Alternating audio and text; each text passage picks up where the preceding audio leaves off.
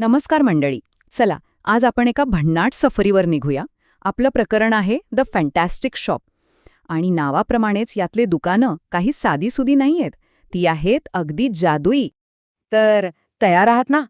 अरे थांबा, आपण नेहमीसारखा पाठ नाही शिकणार. आपल्याकडे आहे हा खास खजिन्याचा नकाशा.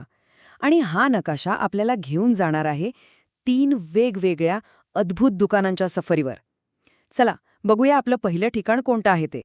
आपल्या प्रवासाचा पहिला थांबा आहे एका हिरव्यागार सुंदर दरीत. जरा कल्पना करा, या दरीत एक दुकान आहे जे फक्त एकाच कुरकुरीत आणि आरोग्यदायी भाजीसाठी प्रसिद्ध आहे. कोणती भाजी असेल बरं ती? आणि ह्या दुकानाचे मालक कोण आहेत माहितीये? सरस नावाचा एक हुशार ससा. आणि तो आपल्याला गाजरांचं एक मोठं रहस्य सांगतोय. तो म्हणतो की गाजरांमध्ये व्हिटॅमिन ए, बी आणि सी इतकं भरपूर असतं की त्यामुळे सशांची नजर एकदम तेज राहते. म्हणूनच त्यांना कधी चष्मा लागत नाही. आणि इथला मेन्यू, आहाहा, तोंडाला पाणी सुटेल असा आहे.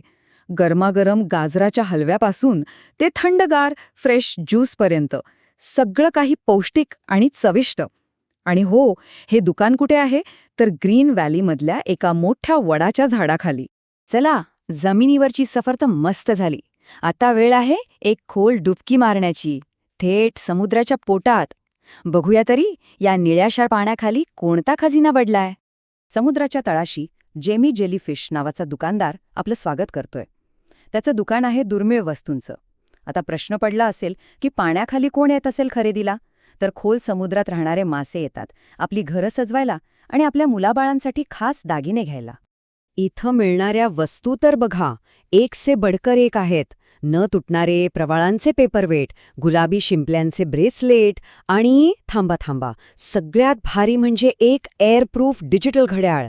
आणि हे घड्याळ एका कासवाला तर हवाच हवा आहे किनाऱ्यावर जाण्यासाठी. आणि आता आपल्या सफरीचा शेवटचा थांबा. हा सगळ्यात रहस्यमय आहे बरं का.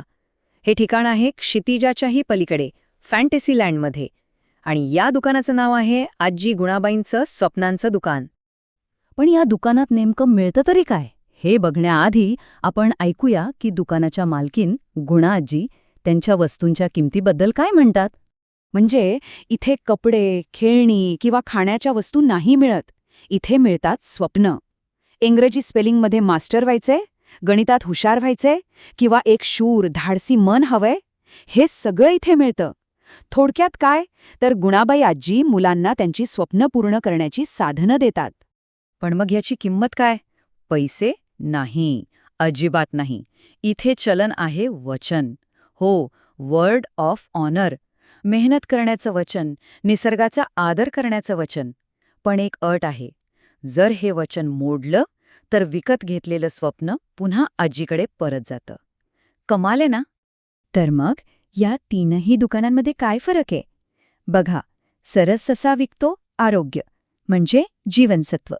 जेमी जेलीफिश विकते समुद्रातील खजिना, म्हणजे दुर्मिळ वस्तू. आणि गुणाबाई आजी, त्या तर थेट स्वप्नच विकतात. आणि मोबदला पैसे, पैसे आणि वचन. प्रत्येक दुकान खरंच किती वेगळं आणि भन्नाट आहे. वाह, आपली ही अद्भुत सफर तर झाली पूर्ण. पण प्रत्येक प्रवासातून आपण काहीतरी नवीन शिकतोच, नाही का? चला तर मग या पाठातून मिळालेले काही जादुई शब्द आणि व्याकरणाचे नियम आपल्या ज्ञानाच्या टूलकिटमध्ये भरून घेऊया. चला, काही नवीन शब्द पटकन बघूया. जसे की अनब्रेकेबल. हा शब्द कसा लक्षात ठेवायचा? सोपा आहे. डोळ्यासमोर आणा की एका मोठ्या हिऱ्यावर हातोडा मारलाय आणि तो तुटण्याऐवजी उडूनच गेलाय. झालं, लक्षात राहिलं. अनब्रेकेबल म्हणजे न तुटणारं. आता थोडं व्याकरण. डेस्परेटली हा शब्द कधी वापरायचा? जेव्हा एखादी गोष्ट खूपच जास्त हवी असते तेव्हा. आणि जस्ट या एकाच शब्दाचे 2 अर्थ आहेत. एक म्हणजे फक्त आणि दुसरा म्हणजे अगदी आत्ताच. खरेदी करताना हा शब्द खूप कामी येतो. डझन. डझन म्हणजे काय? तर बरोबर 12 वस्तू. जसं की मला 1 डझन गाजराचे केक द्या. सफर तर खूपच छान झाली, पण आपण जे काही पाहिलं, जे काही शिकलो, ते लक्षात आहे की नाही हे तपासायला नको का? चला तर मग एका छोट्याशा क्विजमधून आपल्या ज्ञानाची परीक्षा घेऊया. चला, परीक्षेच्या तयारीसाठी हे काही प्रश्नच सोडवून बघूया. आठवते का गाजरांमध्ये कोणती जीवनसत्व असतात? गुणा आजीच्या दुकानात पैसे कसे द्यावे लागतात? आणि जेमीचं दुकान कुठे आहे? आणि आता थोडे बुद्धीला चालना देणारे प्रश्न, खास स्कॉलरशिप परीक्षेच्या तयारीसाठी.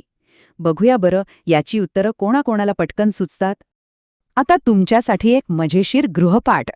या पाठातल्या दुकानांसारखं तुमचं स्वतःचं एक फॅन्टॅस्टिक शॉप कसं असेल याची कल्पना करा. ते हवेत ओढणारं असेल, झाडावर असेल की मग सुपर पॉवर विकणारं दुकान असेल. विचार करा आणि लिहा. वा, अभिनंदन! आपण सगळ्यांनी मिळून या 3ही अद्भुत दुकानांची सफर यशस्वीपणे पूर्ण केली आहे. पण ह्या संपूर्ण प्रवासातला सगळ्यात महत्वाचा धडा कोणता? तो म्हणजे दिलेलं वचन कधीही मोडायचं नाही आणि नेहमी नवीन गोष्टी शिकण्यासाठी उत्सुक राहायचं. आणि हो, जाता जाता एक प्रश्न, जर तुमचं स्वतःचं असं एक फॅन्टॅस्टिक दुकान असतं तर त्यात तुम्ही काय विकायला ठेवलं असतं?